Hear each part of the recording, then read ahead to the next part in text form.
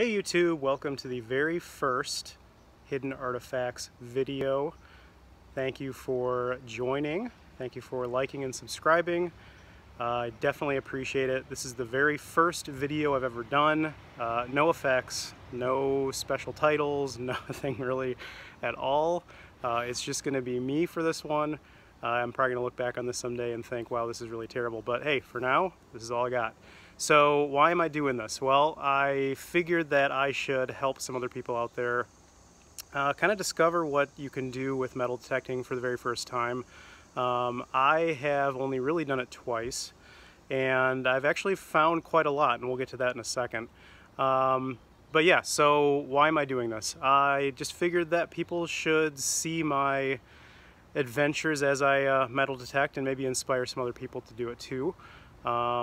I'll go over today a couple of the pieces of equipment I have and also show you some of the things I found and give you some tips and tricks as well. I hope to be publishing videos more often than not. I know some of the channels out there publish quite a lot. I don't have a ton of free time, but I will absolutely try my best. So I guess first let's talk about what I have as far as equipment goes. I'll flip the camera around here. So this is my setup. As you can see, it's not a ton of stuff, but it absolutely does the job.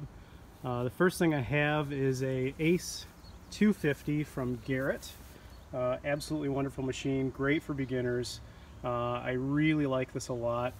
It has some pretty cool settings on it that I'll get to here in a second. This was actually a gift. I think normally they run a couple $100. I'd say for the money it's absolutely worth it.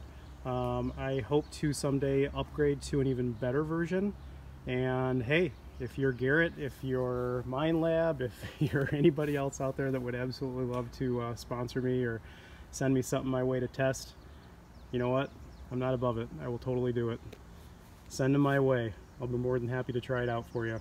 I would say overall, if you're just getting started, there's a learning curve for sure on how to use these. It's not terribly difficult, but it did take me a couple hours to kind of get used to what to look for and to figure out what to eliminate so that you're not getting false hits all the time. The other thing I have is a pointer. I actually bought this used off of eBay. I think they normally run anywhere between $100 and $150. I actually got this one for I think 60 bucks. Hate the camo, can't stand it, don't care because it works. Yeah, so this is the X pointer from Detechnix. Works really, really well. Super easy to use. You basically turn it on. Has a built-in LED light, which is really nice. You can go into just beep mode. You can also go into just silent mode, and it will actually vibrate in your hand. Overall, really nice piece of equipment. I actually tried my very first time metal detecting without this. That did not pan out. It's almost impossible to find exactly what you're looking for if you just have a detector. Comes with a nice holster, which you can actually Velcro onto the side of your belt loop, or if you have a little pouch or something, that would actually work really well too. Then we've got a Fiskars digging tool, meant for gardening. It works great for me. It's got a little serrated edge on there so you can cut into the grass if you need to, but overall it works really, really well. I like that a lot. I'm sure there's better ones out there that are lighter, but hey, it works. The next thing I have is a tiny shovel, and I think smaller is absolutely better. I've seen some really big shovels out there. You know, you got to keep in mind you're carrying this thing around with you wherever you go. This one's even got the sticker on it still. It's called the Trunk Buddy. This is the one thing that I think is probably going to break first. It's got a wooden handle. It is not sturdy. I think I got it for $6 at the hardware store, but I'll tell you what, I didn't have this either when I first started, and was just using the digging tool from Fiskars, and yeah, that was not good. It is almost impossible to dig a big enough hole with just that. It's not going to happen. I used this yesterday, the shovel, and it actually worked way better. Next thing, pair of really good gloves. I got a blister the first time I went out trying to dig by hand. These have helped quite a lot, and you're going to get really dirty, not just on your jeans, but also in your hands as well. And that keeps all of the dirt out of your fingernails, and you know, if you get into ants or anything like that, they're not going to bite you up. And then the last thing we have is a pair of headphones, and these are specifically made for metal detectors. The reason being, they've got volume control on the side, so you can actually have one channel on and one channel off, left and right. And then the other thing is they've got a pretty long coiled cord, and then this special larger audio jack for metal detectors. They basically plug in right on the back here. Pretty simple. Just pop it right into there. One thing about the Garrett Ace 250 that some people love, some people hate, is that it is pretty loud, and unless you have headphones plugged in, you cannot turn the volume down. That's pretty annoying. But I know on the bigger ones, the more expensive ones, you can adjust volume. Just to give you guys an overview of the Garrett Ace 250.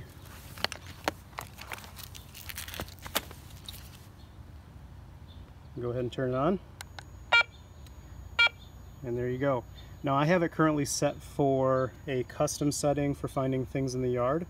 And you can see here that the custom setting is currently only looking for things in the silver range. So dimes, quarters, half dollars, full dollars. This is completely up to you. You can also do different modes. So I can change it to relics, which basically does everything, I think except iron. Coins will also look for nickels. All metal is everything, and then jewelry is pretty similar to relics. You can also change things like the sensitivity. One thing I found out is that if it's all the way sensitive, you're actually going to find a lot of stuff that you really don't want. You can see already it's finding iron, and I have a feeling it's because the shovel's really, what, 2 feet away. So I'd knock it down a couple notches. It seems to help quite a lot. You got your battery indicator, and then you got your depth gauge. You also have the option to do pinpointing, which I find is really helpful. So just as an example, if I want to, and that tone lets you know that you've hit something and how far away it is. If I do pinpoint, you can see that as I go in front of it, it'll actually, based off the tone, tell you how close you are, which helps quite a lot. The last thing is I can show you how to do discrimination. So if I wanted to, for example, bump it up and say, you know what, I don't want to find dimes today, you can actually discriminate those and eliminate that section or add other sections. So let's go ahead and get rid of dimes, and let's say that I want to go back and I do want to find nickels. I can add that. It's pretty straightforward. It's not hard at all. I'll put it back to my other settings. Cool. It works. It really, really works. I have actually found things with this, man, like 8 inches, 10 inches down. And on that subject, this is the property I'm on. It's by no means large. It's a pretty small yard, but it has never been dug. I'm pretty sure of that. Nobody has ever been here.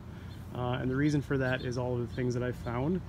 This property actually goes back quite some time. I'm right in the state capital of Michigan, which is Lansing. And there's been a lot of activity here for a really long time. So the house I'm in dates to the 1920s. Down in the basement I've actually found the main beam down there, and it says 1921, which is pretty cool. I know there's been a lot here before that. I have found a lot of things to do with farming and some other just crazy stuff. So without further ado, let me show you what I have found. I think total I've spent maybe 2 hours examining my yard, and it's definitely not done. And I've really only been looking for things like silver. But I found a lot of other stuff along the way too. So let's take a look. All right, so this is what essentially 2 hours of digging my yard has found. Couple common things. As you can see up here, we've got some monster can pull tabs. Lots of wire. It looks like there used to be a lot of fencing around here. Maybe, I think this might be from a garden, like a garden stake. Some aluminum flashing. I found a lot of this stuff when I wasn't really great with discriminating exactly how to, you know, find just silver. Once I learned my my Garrett. Couple really interesting things. Some kind of old fastener. Most of the stuff was found 2 to 4 inches down. I believe this is one of those things that's in bookshelves that keeps the shelves straight. I think this is a really old nut. Never seen one like that before. That was pretty far down. That's new to me. This appears to be copper, and it also is an old nut. Kind of interesting, old fastener. I think this might be lead. I don't know if it's an old lead washer. Found that in the garage. This is really old. It's got tons of rust on it. Pretty interesting. Tons and tons of nails and screws. Plastic button. Found that. It was actually next to one of these screws. Some of these nails are really, really old. This one I believe is handmade. And the reason I think that is it's just really rough. It does not look like a modern nail at all. Same thing goes for this one too. Just really old stuff. I haven't cleaned any of this up other than just some water. Some of it I actually just dug last night, so it hasn't been touched at all. This, I'm not entirely sure what it is. It's sealed at the back. If anybody out there knows what this is, I would love to know. I think it's steel, but I'm not entirely sure. Really, really strange. I think this is an old bag seal, maybe lead. Looks like it was sealing a bag of some kind. And then we'll get to the interesting stuff. So this appears to be a copper tube. I found this in the garage as well, buried pretty far down. It's kind of cool. Maybe some old pipe. This, I don't know why, but this actually got my detector going off, and it looks like it's a stone, but I have no idea what it is. It must have some kind of metal in it. This is what appears to be a tin spoon. It looks really, really old. I found this really deep, and it was coming up as a quarter. I found this one maybe 10 inches down in my driveway of all places. But yeah, that looks pretty old. It's definitely pitted. I thought it was silver at first, but it's definitely not. It's way too corroded. And it looks like the handle was right here and it broke off. If anybody knows of what this maybe was used for, I would love to know, because I'm really curious about that one. This got me excited. This is the end of a silver fork or spoon. This was the second silver thing I found, and it's definitely silver, I can tell. It's just got that silver look to it, that yellowy look. Really excited when this came up, but it appears to be pure silver, and it's been down there for a while. Let's go to my coins. So the very first thing I ever found was this right here, and it is a 1972 Lincoln. Pretty standard, but it's all copper, as they were back then. And then one of the very next things I found was my best find, which is a silver dime, 1950. So I actually made this part of my artwork for my channel, because it really is one of the very first things I ever found. And I can't believe I found silver so quickly. You know, a lot of people dig and dig and dig and they never really find anything. I found it pretty much right away. This was actually back by the garden. I'm pretty sure there's a coin spill back there, because I also found a couple pennies. This one's really, really corroded. This one is, gosh, I can't even tell. It's pretty bad. This is a Canadian penny. And that is, can't see the date on it. Oh, there it is, 1980. 1980 Canadian penny. And then I also found this, which is a 1982 Lincoln. And I think this is a wheat penny, actually, because when I cleaned it up, yeah, this is a wheat penny. You can just barely see it on the side there. And then a quarter, 1991. This is clad, so it was starting to get pretty eaten up. But yeah, there's all my stuff. Oh, this is kind of crazy. So I have no idea what this is. I think it's just a piece of iron. That one is about 8 inches down. No idea what that is. This feels really, really light, so I think it's aluminum. Who knows? Could be lead. And then this one is the most perplexing one. This was coming up as a dollar signal.